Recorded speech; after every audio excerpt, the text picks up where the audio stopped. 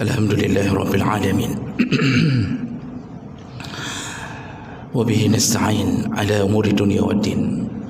Asyhadu an la ilaha illallah wahdahu la syarika lah, wa asyhadu anna Muhammadan abduhu wa rasuluhul kirim. Allahumma salli wa sallim ala nabiyyina wa sayyidina al-Mustafa Muhammadin wa ala alihi wa ashabihi ajma'in. Amma ba'd. Rabbi shrah li sadri wa yassir li amri wahlul 'uqdatam min lisani yafqahu qawli. Segala puji bagi Allah, kemudian salawat dan salam kepada Rasulullah, pada keluarga dan seluruh sahabat-sahabatnya. Jemaah salat subuh, bapa-bapa dan ibu-ibu yang Allah muliakan, insya-Allah. Kita masih membahas tentang golongan orang-orang yang dipastikan mendapatkan azab kubur sebelum azab di dalam neraka Allah. Jadi kalau Al-Quran mengatakan orang-orang yang mendapatkan azab kubur ini minal azabil adna dunal azabil akbar. Jadi itu azab pemanasan. Azab sebenarnya al-akbar ada di neraka. Namun sebelum mereka dimasukkan ke dalam neraka, mereka mendapatkan azab pemanasan. Nah, jemaah mereka Allah, terakhir kita membahas bahawa salah satu yang dipastikan mendapatkan azab kubur adalah an-namam, iaitu orang-orang yang meninggal dalam keadaan belum bertaubat dari pekerjaan namimah, iaitu mengadu domba. Jadi dia mengadu domba di antara orang yang saling mencintai sehingga mereka terpecah menjadi saling bermusuhan, dan itu dipastikan mendapatkan azab kubur. Nah, orang berikutnya yang dijamin mendapatkan azab kubur yaitu orang-orang yang selama di dunia hidupnya suka melakukan ghibah dan merusak kehormatan orang lain. Jadi ini pelaku yang suka mengupat, merendahkan, menghancurkan karakter orang. Dan ini berdasarkan hadis Nabi sallallahu alaihi wasallam, hadis riwayat Ahmad dengan derajat yang sahih. Rasulullah sallallahu alaihi wasallam disebutkan oleh Anas bin Malik bahawa beliau pernah mengatakan, "Lamma urija bi rabbi," ketika aku di Isra' Mi'rajkan oleh Allah Subhanahu wa taala, "marartu biqaumin," aku pernah dinampakkan atau aku melewati sebuah pemandangan, yaitu kaum lahum adfarun min nuhas. Kaum ini dikumpulkan Allah di satu tempat dan mereka mempunyai kuku-kuku yang tajam yang terbuat dari nuhas, iaitu terbuat dari tembaga. Jadi tentu kita tahu tembaga lebih dahsyat kekuatannya dibandingkan besi. Jadi kukunya terbuat dari tembaga. Yahmushuna wujuhahum wa sudurahum, lalu mereka mencakar-cakar wajah mereka sendiri dan dada mereka sendiri. Faqultu, lalu aku bertanya, kata Rasulullah, yaitu kepada malaikat Jibril alaihi salam yang menemaninya selama Isra dan Mi'raj, "Man haula'i ya Jibril?" Rasulullah bertanya, siapa mereka wahai Jibril? Qala, lalu Jibril berkata, "Haula'i alladhina ya'kuluna luhuman nas wa yaqa'una fi a'radihim. Wahai Muhammad, itu adalah golongan orang-orang yang waktu di dunia suka memakan bangkai atau mayat dari temannya sendiri. Wa yaqa'una fi a'radihim, dan mereka sewaktu di dunia juga suka menghinakan, melecehkan, menghancurkan kehormatan sesama muslim. Hadis ini disyarah oleh para ulama dengan mengatakan ini hukuman bagi orang yang melakukan mengupat, sekaligus mereka yang suka melecehkan kehidupan orang lain atau menghinakan kehidupan orang lain, dan mereka mati dalam keadaan belum bertaubat. Dan ini tamsilan dari Allah untuk mereka yang berada di azab kubur, yang sedang di azab kubur. Karena para pengupat di neraka itu ada siksa lain yang Allah gambarkan, yaitu mereka dikumpulkan di dalam neraka Hutamah. Jadi neraka khusus bagi para pengupat, yaitu neraka Hutamah. Sampai Allah menjelaskan tentang Hutamah, wa ma adraka mal Hutamah, tahukah kalian apa itu neraka Hutamah? Lalu Allah mengatakan yaitu neraka yang di dalamnya narullahil muqadah, di dalamnya ada api yang menyala-nyala. Allah memakai kalimat narullah, api Allah yang menyala-nyala. Tentu menjadi pertanyaan kita, kenapa Allah harus mengatakan api Allah? Bukankah semua api milik Allah? Api dunia milik Allah, api di neraka pun milik Allah. Allah ingin memastikan bagi orang yang bertadabbur ayat ini bahawa para pengupat itu tidak dibakar dengan level api dunia, tapi yang dibakar adalah dengan level api neraka. Jadi bukan api dunia yang dipakai, bukan kekuatan api dunia. Sedangkan Rasulullah sallallahu alaihi wasallam telah menyebutkan bahawa perbandingan api neraka dengan api dunia itu 70 kali lipat, 70 marrah kata Rasulullah. 70 kali lipat lebih dahsyat efek sakitnya, efek bakarnya dibandingkan api dunia. Dalam hadis yang panjang, Rasulullah menceritakan tentang sistem persiapan untuk membakar orang-orang dalam neraka. Api di neraka itu awalnya berwarna putih, dipanaskan 1000 tahun, lalu berubah menjadi merah, berubah menjadi kuning, dipanaskan lagi 1000 tahun, berubah menjadi merah, dipanaskan lagi 1000 tahun, berubah menjadi biru, dipanaskan lagi 1000 tahun, berubah menjadi hitam. Dan itulah suasana neraka, iaitu setelah beberapa kali dipanaskan sampai membara, dan tidak ada api yang lebih dahsyat kekuatannya daripada api neraka Allah. Dan ini hadis. Maka jemaah neraka Allah, ni kelompok ini seharusnya sadar ketika mereka berhadapan dengan api dunia pun sudah tidak sanggup. Satu bara api terlepas dari arang yang sedang kita persiapkan. Jadi kalau kita mempersiapkan ikan bakar atau apa saja, satu arang jatuh, butiran arang sebesar kacang hijau jatuh terinjak di bawah telapak kaki kita, itu pun sudah membuat kita seakan-akan menyesali hidup di dunia. Begitu sakitnya, bahkan sampai berbulan dia mengeluarkan darah atau bahkan bernanah. Ini baru api dunia. Maka oleh karena itu, para pengupat nanti di akhirat itu mendapatkan neraka Hutamah yang Allah ingin katakan terbuat dari api yang Allah persiapkan khusus, allati tattali'u 'alal afidah. Dan api itu membakar sampai afidah. Afidah itu fuadun, artinya sanubari. Jadi kalau qalbun itu daging yang Allah buat, yang kita namakan hati.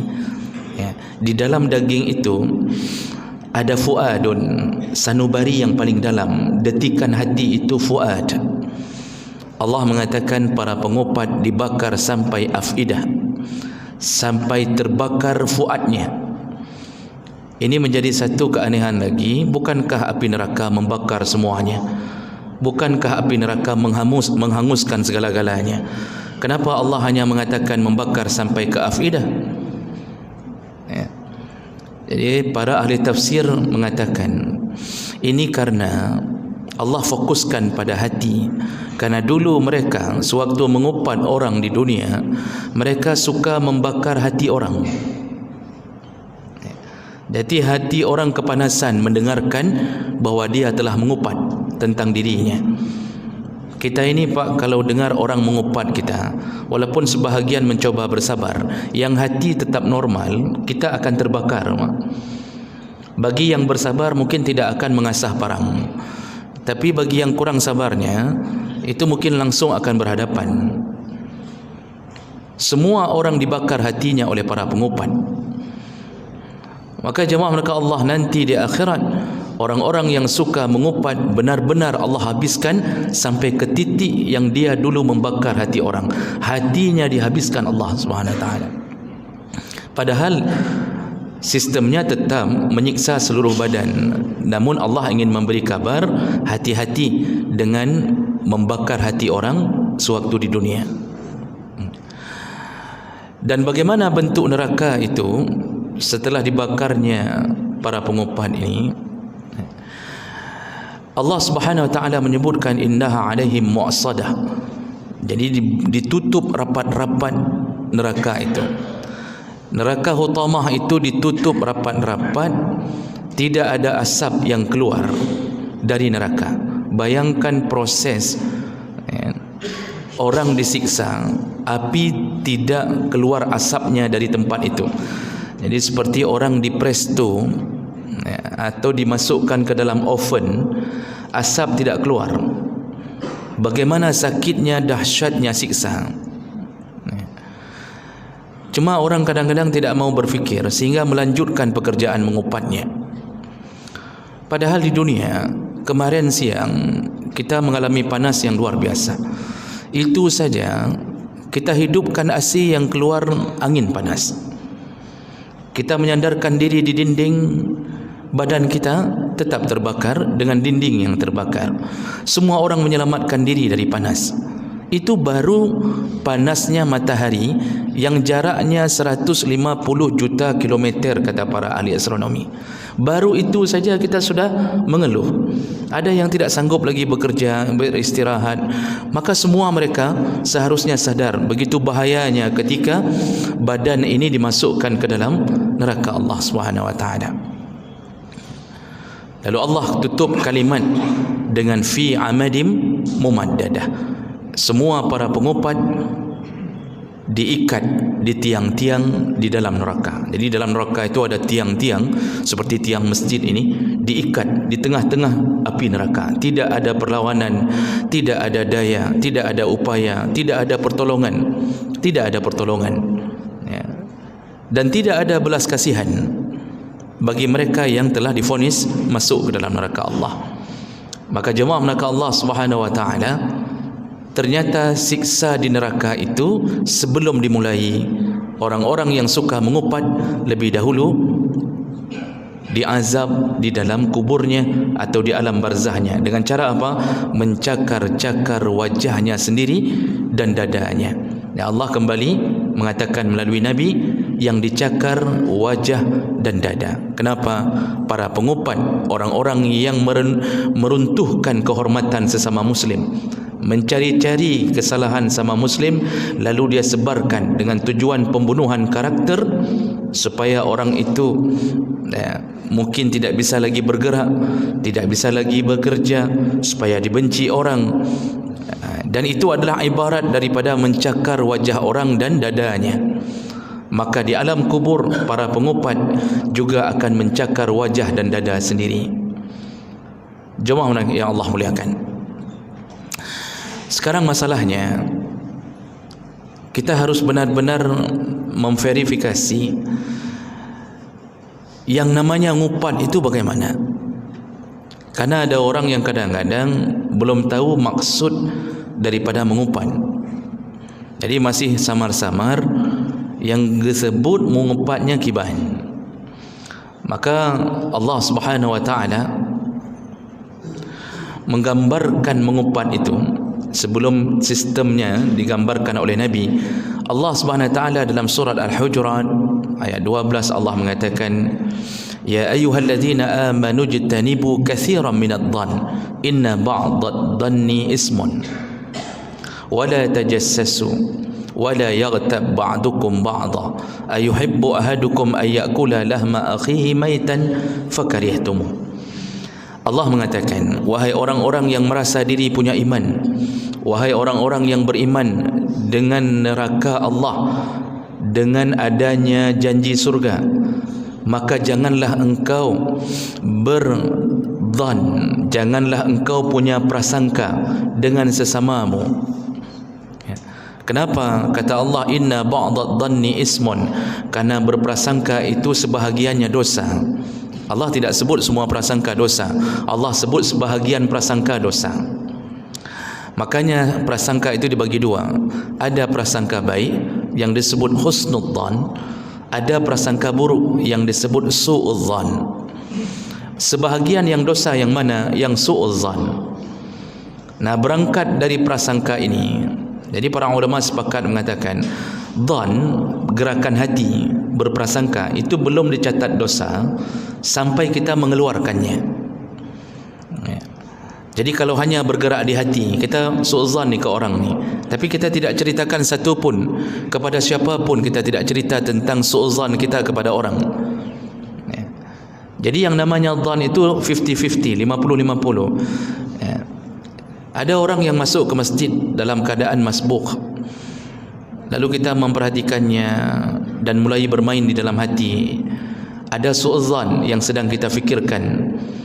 Kita mengatakan mungkin orang ini memang sukanya masbuk, mungkin orang ini tadi ini sengaja tidur atau memang selalu terlambat bangun.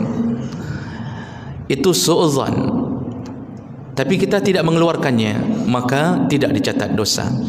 Karena itu perlawanan di dalam hati, nafsu dan syaitan berusaha untuk keluarkanlah. Begitu kita bisikkan ke teman samping, kita keluarkan melalui lidah, kita bisikkan ke teman samping, kita mengatakan tu, coba lihat orang itu, nyan sang mati entang. Misalnya kita katakan ni malas sekali orangnya ini. Begitu kita keluarkan, di situlah berubah menjadi dosa. Lalu Allah sambung, wala tajassasu, janganlah engkau saling tajassus, iaitu mencari-cari kesalahan orang. Ini ada penyakit, Pak. Penyakit hidupnya disibukkan dengan aib orang. Penyakit yang selalu merasa bahawa orang punya kekurangan. Dia lupa bahawa dia penuh dengan aib. Jadi dia tidak nampak gajah di depan matanya, tidak nampak, tapi kuman di seberang lautan dia nampak. Tipe seperti ini, Pak, tipe mutajassis. Tipe orang suka tajassus, yang dia sibukkan cari-cari tentang aib orang. Dan ini tipenya biasa tidak tenang. Dimanapun dia berada, dia berusaha memburuk-burukkan orang. Nah, jemaah mereka Allah, keluar dari mana tajassus ini? Dari dhan tadi. Dari prasangka-prasangka. Dia tidak tabayun, karena ciri-ciri orang fasik itu tidak bertabayun dan suka melemparkan fitnah kepada orang lain tanpa mengklarifikasi. Jadi kadang-kadang yang lebih parah lagi, setelah dia tajassus, dia lemparkan di grup WA, dia lemparkan di grup Facebook atau Instagram. Dia buat video, dia potong video orang, dia katakan sesuatu. Orang yang komen di bawahnya ini semuanya kalau ikut dengan orang ini, maka bersama-samalah menuju ke neraka Allah. Karena seharusnya ketika mendengarkan kabar tertentu, orang yang punya akal sehat itu bertabayun. Tanya dulu kepada yang dituduh, tanya dulu kepada yang difitnah, apa betul lagi nyan? Betul enggak yang dia bilang? Mungkin dialah yang fasik. Nah, ini menunjukkan apa? Orang yang suka merendahkan, menghinakan orang lain, sebenarnya dia berada di posisi dia ini tidak tenang kalau orang mendapatkan kebahagiaan. Jadi dia berusaha meruntuhkan karakter orang. Ini tipe-tipe orang-orang yang sama dengan ghibah nantinya. Setelah Allah ucapkan wala tajassasu, lalu Allah mengucapkan wala yaghtab ba'dukum ba'dha. Janganlah engkau saling menghibah. Yaghtab, jangan saling menghibah. Lalu Allah beri tamsilan, ayuhibbu ahadukum ayakula lahma akhihi maitan. Sukakah engkau kalau engkau memakan mayat temanmu sendiri? Fakarihtumuh, kata Allah, tentu engkau tidak suka. Makanya orang mengupat itu Allah mengatakan dengan istilah memakan mayat saudaranya. Kenapa disebut dengan memakan mayat saudaranya? Pertama, ahli tafsir menyebutkan sebagaimana haramnya memakan mayat atau bangkai, begitulah haramnya orang yang melakukan ghibah. Makan bangkai haram, maka melakukan ghibah pun haram. Tamsilan kedua yang diambil, maksud kedua dari tamsilan ini, mayat kalau diupat, kalau dimakan, dia tidak tahu lagi siapa yang memakannya. Orang kalau sudah mati, nyawanya di tangan Allah, ketika dia dimakan oleh seseorang, misal dagingnya diambil, dimakan, si mayat itu tidak tahu lagi siapa yang memakannya. Jadi dia pasrah saja, dia tidak tahu. Begitulah ibaratnya orang mengupat. Kenapa? Korbannya tidak tahu siapa yang mengupat. Berita telah tersebar, tapi dia tidak tahu siapa yang mengupat di belakangnya. Maka mengupat itu disebut dengan ghibah. Itu berasal dari bahasa ghaba yaghibu, iaitu ghaib. Kenapa disebut ghibah dengan ghaib atau mengupat dengan ghaib? Karena orang mengupat selalu menunggu korbannya ghaib ketika tidak ada di hadapan.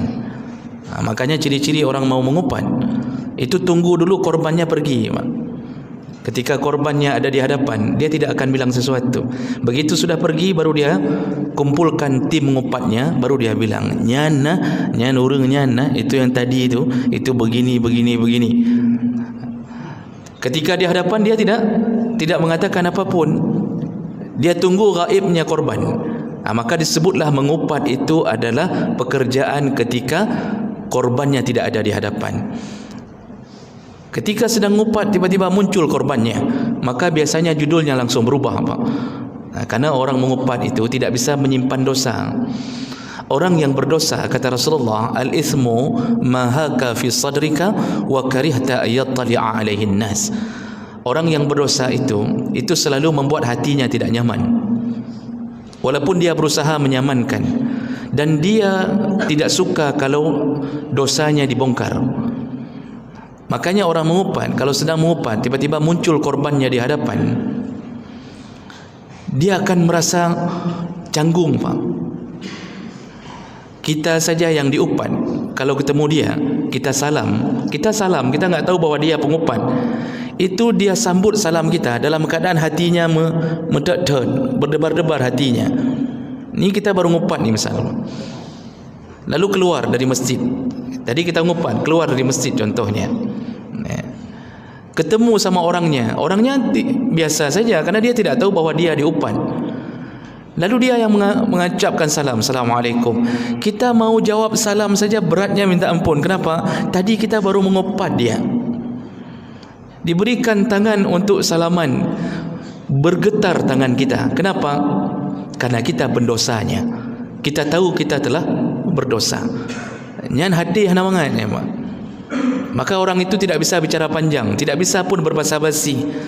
Muka merah, orangnya dalam keadaan canggung. Anak doa pegan. Assalamualaikum, waalaikumsalam. Dia langsung pergi karena enggak bisa bicara dengan orang ini. Barusan saja dia mengupat orang ini. Itu ciri-ciri dosa. Dosa itu selalu membuat tidak nyaman di hati. Walaupun kita berusaha nyaman, tapi sanubari tidak bisa menipu. Bisa nyaman di pagi hari, tidak bisa nyaman di malam hari. Jadi di tengah malam pun kita terfikir sendiri, tidak bisa tidur. Tadi saya sudah begini, tadi saya sudah begini. Jemaah maka Allah Subhanahu wa taala, maka disebutlah ghibah dengan mengupat kerana menunggu korbannya ghaib. Nah, kemudian yang terakhir yang perlu kita ketahui, biar orang tidak bingung, penyakit berbahaya ini sampai di azab kubur itu pelaksanaannya bagaimana? Langsung Rasulullah yang memberi definisi ngupat. Jadi pada suatu hari ketika sahabat sedang duduk, lalu kemudian Rasulullah sallallahu alaihi wasallam mendatangi mereka dan langsung Rasulullah bertanya ke sahabat, "Atadruna mal ghaibah?" Tahu kalian ghaibah itu apa? Ini pertanyaan Rasulullah ke sahabat, karena Rasulullah mendakwahkan sesuatu dengan dua model kadang-kadang. Ada yang langsung diberitahu, ada yang dimulai dengan pertanyaan sehingga menimbulkan penasaran. Jadi ditunggu jawaban. Rasulullah bertanya, "Kalian tahu ghaibah itu apa?" Jawaban sahabat, "Allah wa rasuluhu a'lam." Hanya Allah dan Rasul yang tahu. Lalu kemudian Rasulullah menjawab. Kata Rasulullah, ghibah itu adalah zikruka akhaka bima yakrah. Engkau menyebut-nyebut tentang saudaramu yang muslim, ya, karena bahasa saudara itu yang dimaksud muslim. Engkau menyebut-nyebut tentang saudaramu yang kalau dia dengar yakrah, dia marah.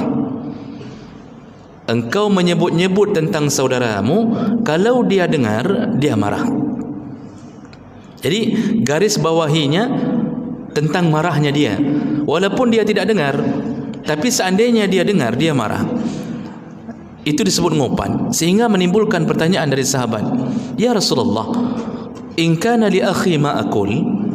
Bagaimana seandainya yang ku katakan itu, yang sedang ku upat ini, ya, materi yang kami katakan tentang dia itu memang benar-benar ada pada dia.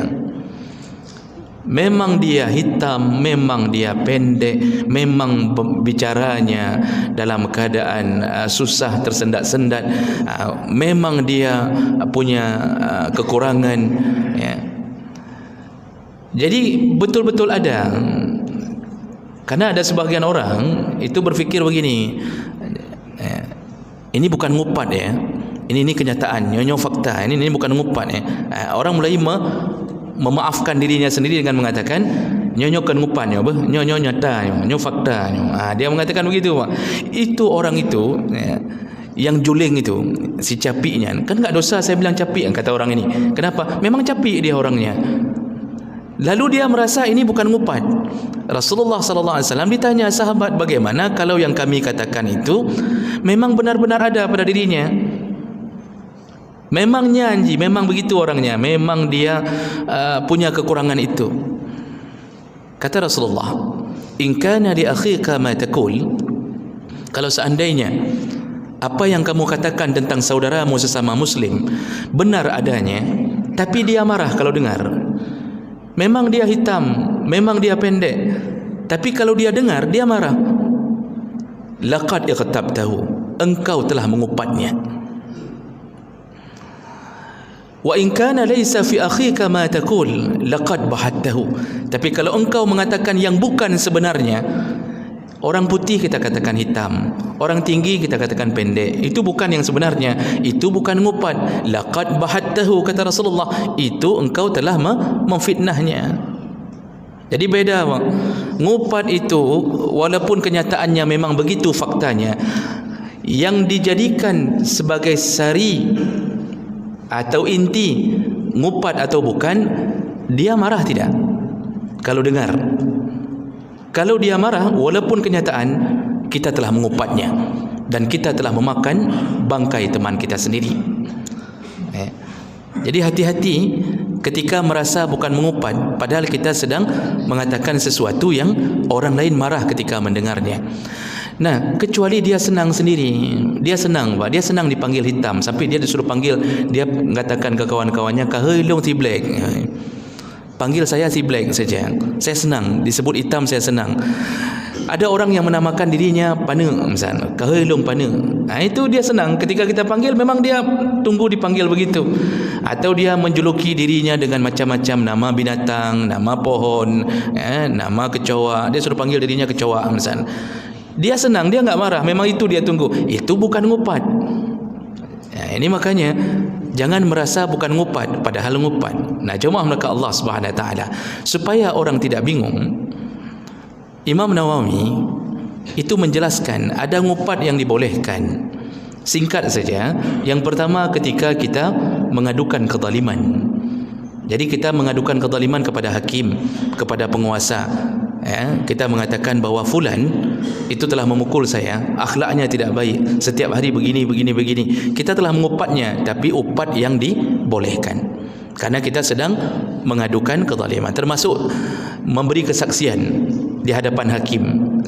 Hakim nanya, bagaimana yang kamu tahu tentang fulan? Si saksi mengatakan habis-habisan tentang akhlak fulan. Walaupun si fulan marah, dia dibongkar aibnya, tapi itu bukan ngupat. Itu mengadukan kezaliman.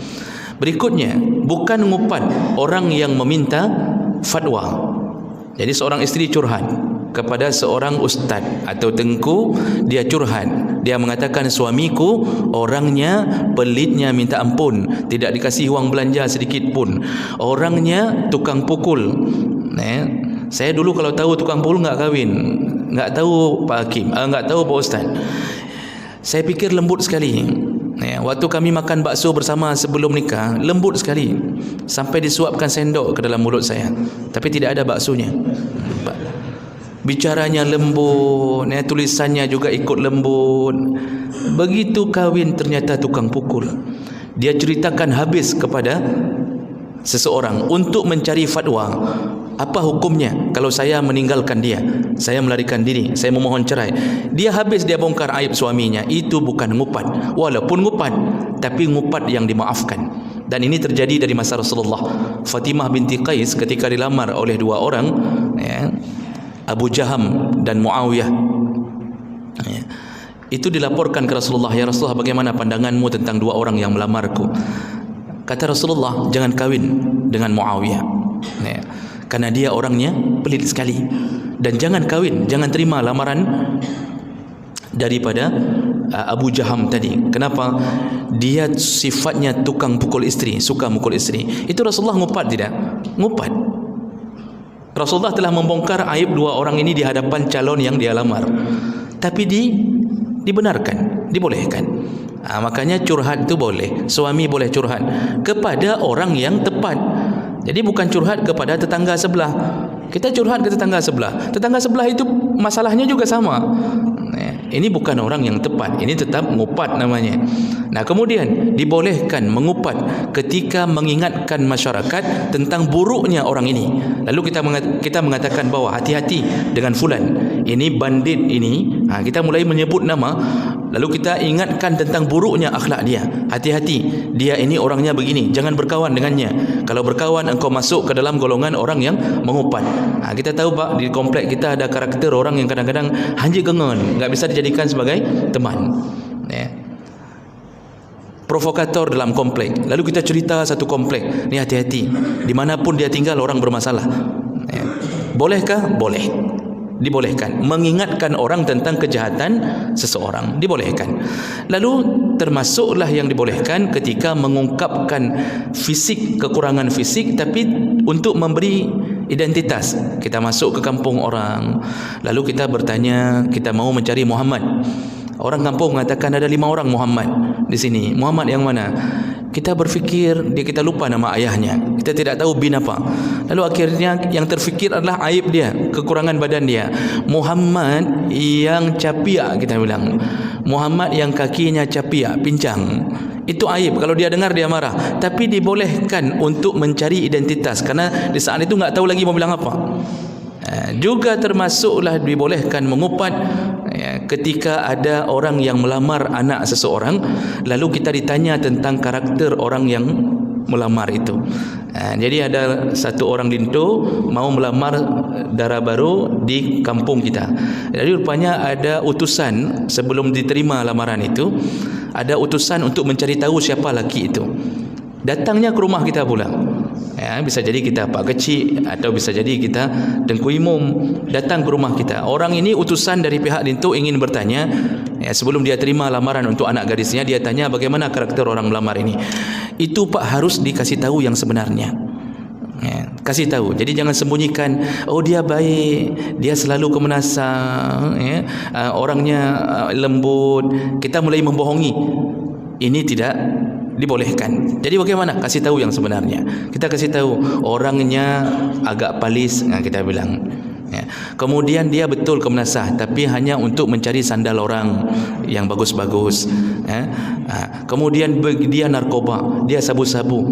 Kita kasih tahu yang sebenarnya agar tidak rugi orang menerima lamarannya. Jangan hancur hidup anak gadis ini. Itu kasih tahu yang sebenarnya. Namun orang yang sudah dapat informasi ini jangan temui lagi si laki itu lalu mengatakan, saya dengar dari Tengku Imam kamu sebenarnya begini-begini. Yang Tengku Imam kena hamba olehnya, nampak? Itu jangan kasih tahu lagi, tapi dibolehkan untuk mengupatnya. Nah, ini posisi-posisi yang ngupat tetapi termaafkan. Jadi tidak mengapa bicara tentang maksiat orang, keburukan akhlak orang, untuk mengingatkan orang jangan jatuh ke dalam jebakan dia. Demikian jemaah melaka Allah, mudah-mudahan kita tidak tersiksa dengan mulut kita sendiri, baik di alam barzah maupun di neraka nantinya. Subhanakallahumma bihamdik, asyhadu an la ilaha illa anta, astaghfiruka wa atubu ilaik. Wassalamualaikum warahmatullahi wabarakatuh.